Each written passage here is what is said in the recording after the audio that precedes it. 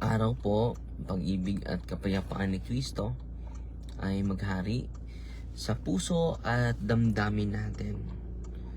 So, sa araw na ito, may nakita akong balita sa Facebook, no? Grabe po ito. May nagpakamatay, no? Na isang babae, dalagita. Sa Bukidnon ito, bro, no? Sa Bukidnon. Grabe, no? Tumalon sa bridge, no? Sa Bukidnon. So ito po ay depression, mga kapatid. At hindi lang ito ordinaryong depression. Sa Atugan Bridge, no? Sa Atungan, ano to? Atungan Bridge. Atugan Bridge sa Bukidnon. No? Isa to sa mga pinakataas.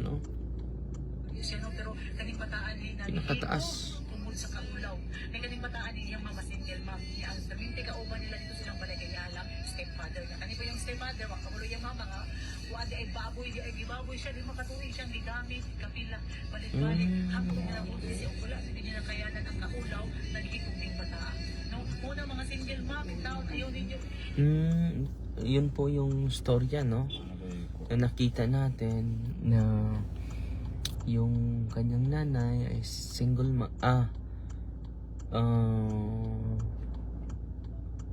pero may single mom siya, anak siya sa hindi siya nagkatuluyan sa kanyang tatay.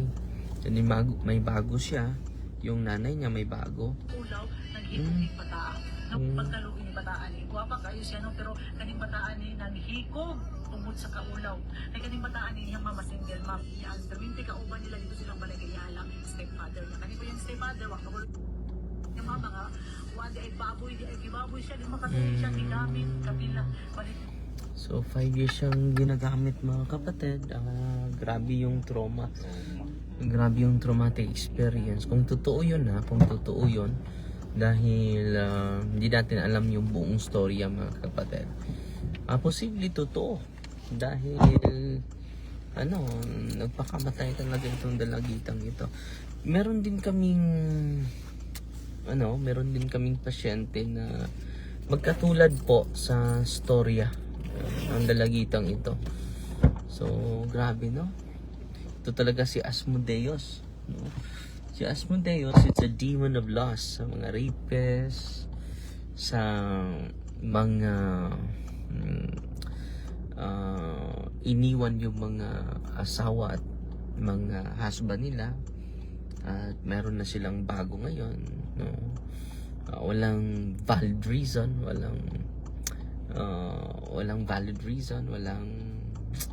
it is personal lang, no? Binaboy pala siya sa stepdad niya, kawawa naman, no? So yan po nakita natin,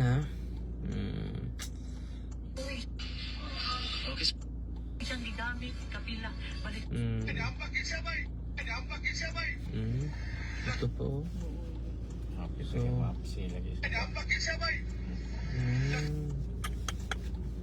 grabe ito. Tumalon. Muntik na sana siyang maabutan sa sa isang sa ang taas, no?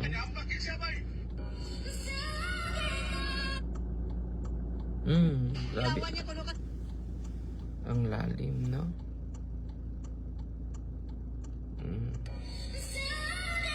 So ito yung bridge, mga kapatid, oh. Ang lalim ng bridge, no? Parang ang lalim. Ang mahaba at malalim yung bridge, no?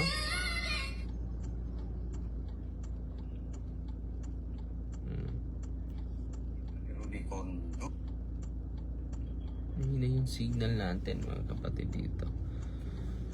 So, yan po. Nangutan na si Brother Rudy kung Mm. Mm-mm. So, grabe mga kapatid, no? Ipagdasal natin yung kapatid natin. Yung kaluluwa niya, yung teaching ng simbahan din. Hindi naman, ito pong grabe yung dilemma, depression, ay mga factor na mabigat po. Mabigat po na factor ito na makamitigate sa kanyang culpability. So, ano ba yung teaching ng simbahan on suicide? Babasahin natin Meron tayong pasyente mga kapatid, muntik na siyang tatalon sa kanila.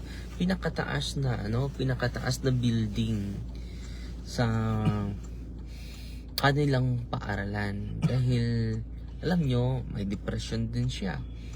May natural depression. Itong natural depression, minsan, most of the time, fertile ground po ito sa kaaway natin.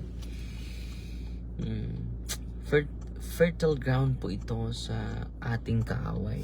Alam nyo, kapag hindi ito ma-process, hindi malapit sa mga psychologists, sa counselor, so salamat tayo sa Panginoon, no? Dahil sa inspiration ni Archbishop Abet, natatag natin yung center. At yung center na ito, kapag may depression, ay makatulong po sa processing po.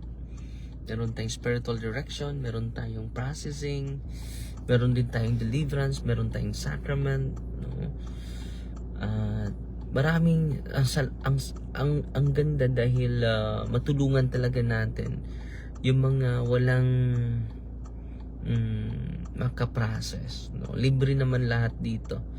Wala naman bayad yung processing, spiritual direction, wala din. Yung deliverance, yung sacrament, libre lahat po, no? Libre lahat dito sa office natin. So ito yung pangarap ko sa mga dioceses na may ganitong sistema, no? Ang mga tao merong malalapitan, merong makatikay sila, no? Yung catechism kasi mga kapatid, alam nyo yung catechism, maka-inspire sa intellect at sa ating will, no? Dahil katotohanan yun katotohanan yun. And then yung grace na matanggap nila sa sacrament can sanctify their intellect and will, no? It can sanctify their soul. Yung soul is the source of our existence, our life. Bakit tayo makalakad? Bakit tayo makagalaw? Because of the soul. Because of the soul.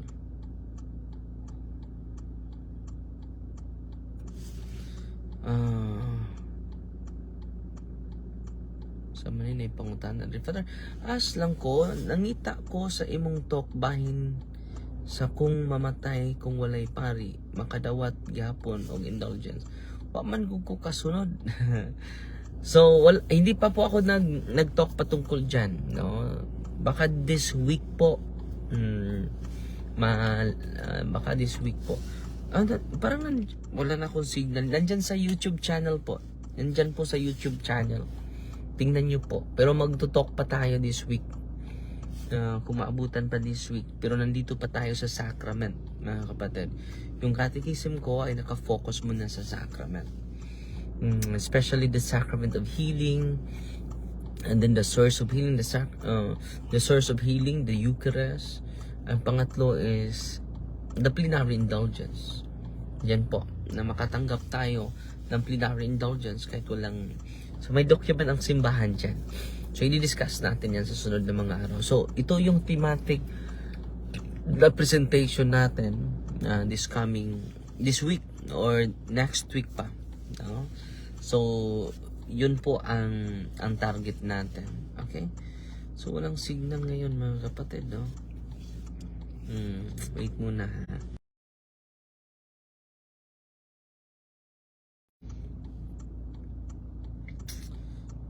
So nandito tayo sa Hall of Justice mga kapatid. Dahil mag-refiling tayo sa hindi natin natanggap kasi yung hindi natin natanggap yung dismissal sa kaso. So hindi tayo nakapag-MR. Magsagawa tayo ng MR, no? Okay. So dubli po yung dasal sa pamilya po at sa kung totoo man yung kumakalat sa Facebook mga kapatid, sana po ay magsisi na kung totoo man. Hindi natin alam yung katotohanan, di ba? Hindi maganda na one-sided lang yung pakinggan natin. Kung totoo yun, dapat magsisi at harapin niya yung krimen niya. Pero paano yan? Namatay na siya eh. So hindi at susunod na mga araw bibisita tayo sa mga kabataan na biktima sa karahasan, sexual harassment, no? So next week po bibisita tayo with Dr. Halad dahil marami po ni-rape sa kanilang tatay, ni-rape sa kanilang stepfather, ni-rape sa kanilang sariling kapatid, no? Grabe po, no? Hindi po yan basta-basta. So yung simbahan ay doble po yung kanyang misyon. Mabigat po yung misyon ng simbahan. So ang daming nagdurusa mga kapatid, daming mga kabataan na umiyak sa sikrito lang dahil wala silang malalapitan eh. Sino yung malalapitan nila? Wala. So dito sa office natin may medical tayo, medical practitioners, may lawyer din tayo na pwedeng sasagot sa mga katanungan ninyo. So ito po yung doktrina ng simbahan mga kapatid in relation to suicide. Di ba bago pa may pari nagpakamatay sa Archdiocese of Cebu, no? Isa yan, grabe yung depression. Ito may natural depression, fertile ground yan ng demonyo. So dapat kapag maka-feel ka na dyan, walang audio. Meron naman. Hello, my test. May audio naman. Walang audio. Meron naman. Don. Mahina yung audio. Ano nangyari sa audio? Full naman yung audio na. Morning, Father. So, kindly comment daw. Baka nagsasalita ako dito. Walang audio. Hi, have a blessed day, Father Darwin. God bless you always. So mga kapatid, walang audio pa rin. Tingnan natin kung wala bang audio.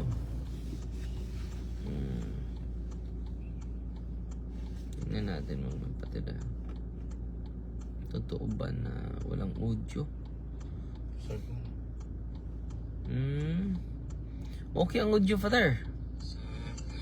Hindi siya nagkatuluyan sa kanyang tatay. Okay naman yung audio mga kapatid. Baka ikaw walang signal. So ito po yung teaching ng simbahan. CCC 2280, Life belongs to God. So kahit anong problema natin, look at the cross of the Lord. Tingnan mo yung cross ni Kristo. Yung trauma natin, makonsol talaga when we bring our crosses at the foot of the cross of Jesus. We are stewards, not owners of our life.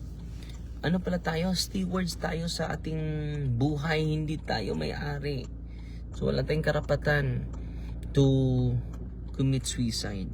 Therefore, we must accept life with gratitude and preserve it. Dapat i-preserve natin yung ating buhay dahil hindi tayo may-ari nito. Taking one's own life rejects God's sovereignty over life and death. So parang inunahan mo na ang Diyos, 'di ba? Itong buhay natin, ang Diyos talagang may-ari nito. So yung mga hard killer, malaki po yung kasalanan. Kapag papatay, delikado po. CCC 2281, suicide is gravely contrary to love. Ano po itong suicide? gravely contrary to love. Suicide is morally serious because it contradicts three loves: love of self, love of neighbor, love of God. So it contradicts three kinds of love. Love of self, it violates the natural desire to live and care for oneself. Pero sa kung totoo yun mga kapatid, na itong babaeng ito ay ginahasa sa kanyang mamitigit po yung circumstances, matigit po yung culpability niya, mga kapatid. At yung uncle niya dapat magsisi, no, dahil sa iyo yan kung totoo yun, no. Love of neighbor, it unjustly breaks bonds with family and society. So ano nangyari sa atin, mga kapatid? Pinutol natin yung bond natin, yung unity natin sa pamilya. At alam nyo, yung babae, yung mga 15 years old siya dati, nung pinaprocess natin, itong batang ito, hindi niya alam na yun na pala ang pinakataas sa kanyang paralan. May nakita siya may nakita siya, open yung psychic niya. May nakita siya na babae na kinakamay siya. Punta ka dito, maglalaro tayo. At nung nakita ng kanyang kaklase na parang tatalo na siya, pinigilan siya. Buti na lang napigilan siya. At sabi ng kanyang kaklase, bakit ka magpakamatay? Sumagot siya, wala naman akong planong magpakamatay Sabi niya, wala naman akong planong magpakamatay. May kumakamay sa akin doon, babae. Wala naman babae, tingnan mo. Muntik ka nang mahulog. Ay, Diyos mio. No? So, nung dinasala natin, walking possess ang bata. Walking possess ang dalagitang ito. Dito mga kapatid, we need the center of exorcism po sa mga dioceses. We need a center for deliverance po. Dahil hindi na po ito ordinaryo, mga kapatid. Hindi na po ito natural lang na depression. It is a preternatural phenomena po. Nag-overtime na po yung demonyo. Tayo ay relax lang. Ini-enjoy tayo sa makamundong mga activity, makamundong party, no? At ang demonyo ay sumasabay sa sobrang pag-inom ng alak. Okay na, son? Sobrang paglalasing. Yun lang po, no? Drugs, no? Krimen, no? At dahil doon ang tao ay ma-depressed na. At through that depression, ang mangyayari, mga kapatid, mawala ng gana. Mawala na ng pag-asa, mga kapatid. At ipagdasal natin yung kaluluwa sa ating mahal na kapatid, no? Anong pangalan nito? Hindi ko alam kung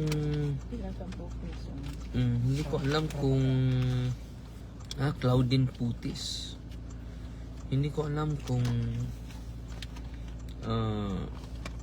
ilang taon ito. I-search muna natin ilang taon na itong kapatid natin. So, panawagan ipagdasal natin itong kapatid natin, especially yung kaluluwa niya. Lahat na ng mga namatay, mga kapatid, they are still a person. Mga kapatid,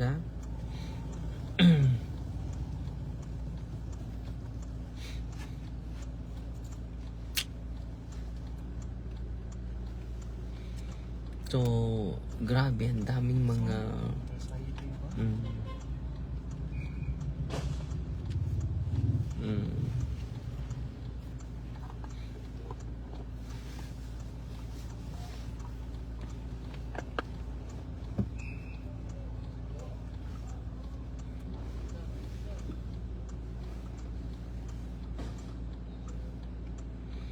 So, tingnan natin ilang taon na po ito siya.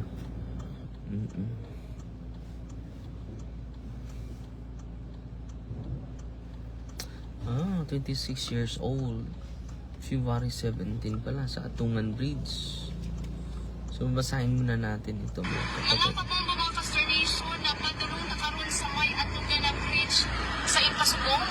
Di na ito ika-confirm kay Aduna kanaging kaingon sa kababae nga miambak sa mawag lahi ug atang-atake sa video ang mga duga nga detalye. Mga kabomba mga consternation na padulong na karon sa may Atugan na bridge 28 years old pala. 28 years old pala siya. No? Grabe, no? Some initial report also mentioned witnesses reported saw the incident. Nabidyuhan talaga, di ba? Nabidyuhan talaga siya. No? Nabidyuhan talaga. Yung ating... Nabidyuhan talaga siya.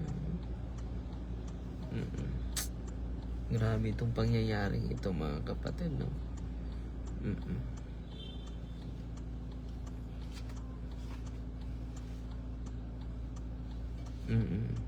The woman was identified as Claudine Gantao Putes.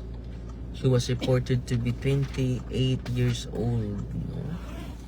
28 years old. Oh, 28. No? Totoo.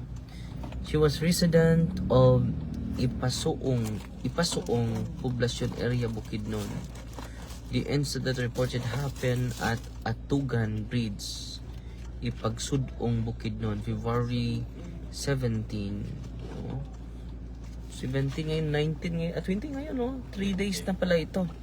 3 days na pala ito mga kapatid. So, ipagdasal natin yung mahal natin na kapatid, no? At yung kaluluwa niya. Let us pray. One our Father, one our Mary, one glory be. Our Father, who art in heaven, for the eternal repose of the soul of Claudine Putes, and for the consolation of her family and friends, relatives. Our Father, who art in heaven, hallowed be the name, the kingdom come, the will be done on earth as it is in heaven. Give us this day our daily bread, and forgive us our trespasses, as we forgive those who trespass against us. And lead us not into temptation, but deliver us from evil. Amen. Hail Mary, full of grace, the Lord is with you. Blessed are you among women, blessed is the fruit of the womb, Jesus. Holy Mary, Mother of God, pray for us sinners, now and the hour of death. Amen.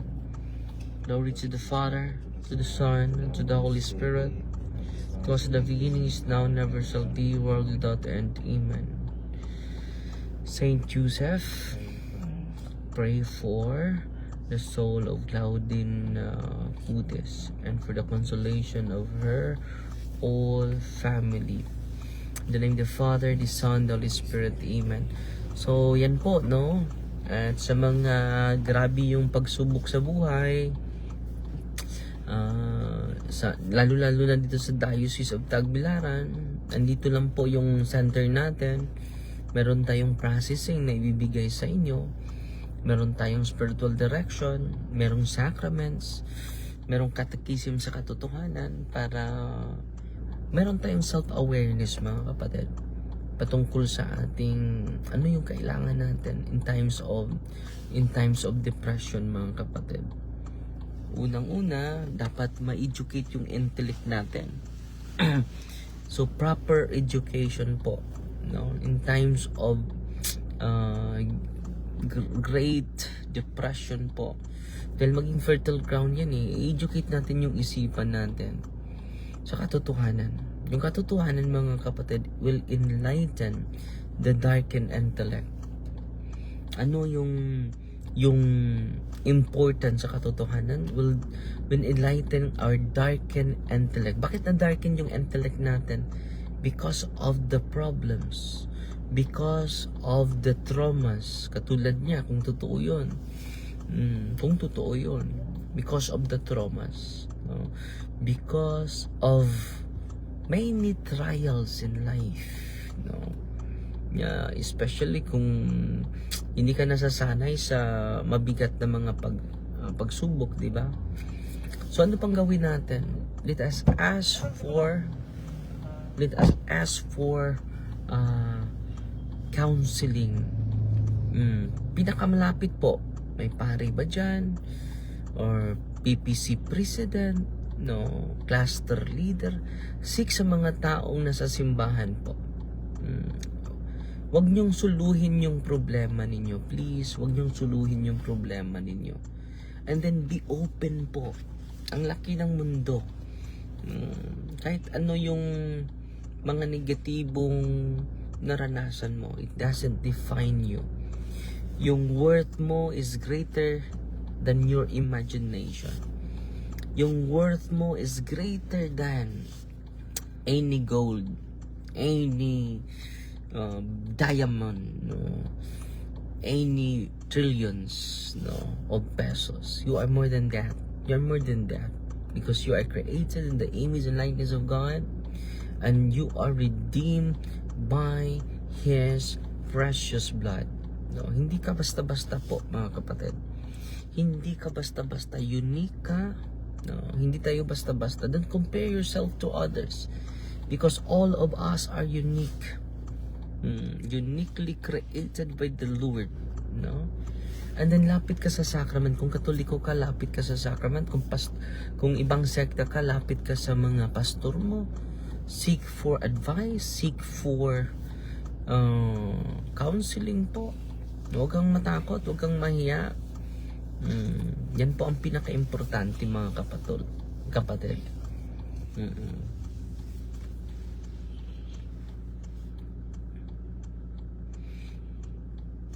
Lahat bang nagpapakamatay possess pa rin ba yun? Hindi lahat, GR. Junior Samson, hindi po lahat. Merong ilan na possess. Yung iba because of trauma, because of problem, intensified problem po, yung iba. Okay?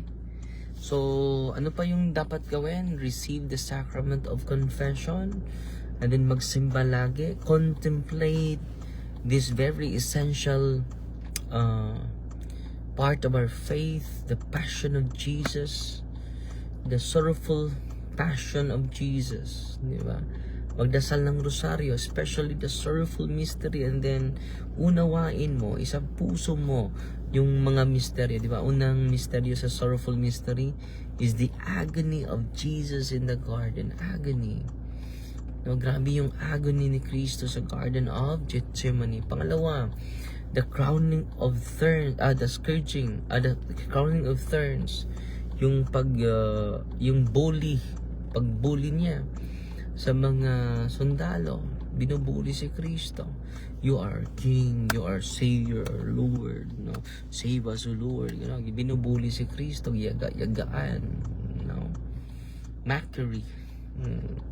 So, kung minamaka, binubuli ka, contemplate to the sorrow of Jesus. Pangatlo is the crowning of the crowning of thorns, no? Scourging at the pillar. Second is the scourging at the pillar. The fourth is the carrying of the cross. Ang dami ng sugat ni Cristo, pero binubuhat pa rin niya yung mabigat na cross para sa pag-ibig niya sa akin at para sa pag-ibig niya sa iyo. Di ba? So wala tayong rason na mawala ng pag-asa kapag mag-contemplate tayo sa mga kasakitan, sa mga pain ni Cristo, sa suffering, the greatest tragedy of the life of Jesus. Panglima is the crucifixion and death. Hindi lang siya sinugatan, pinatay talaga siya. Karumal-dumal po yung pagkamatay ng ating Panginoon. Alam nyo, when I contemplated the life of Jesus, especially the sorrowful mystery, I will be consoled. I am consoled most of the time. At ano pa yung iba, no? Contemplate the lives of the martyrs, no? Contemplate the lives of the martyrs. Your mind will be enlightened, your intellect will be strengthened, your soul will be sanctified. Okay? So yan lang po ha. At sana po ay sa mga grabe yung depression, mga kapatid. Lapit kayo sa mga taong malapit sa Panginoon po. Malapit sa Panginoon, sa mga nandyan sa simbahan nagtatrabaho. Seek for counseling. Open your mind, open your heart for their advices. At sa pamagitan yan, ay kaya nating harapin ang mundo. Kapag i-isolate mo yung sarili mo and then you keep on accumulating negative aura, accumulating negative words, negative behaviors of other people, ma-intensify yung presensya ng demonyo sa'yo. Okay? So, yun lang po ha. It's Fighting Maria, Tatax FD with the humble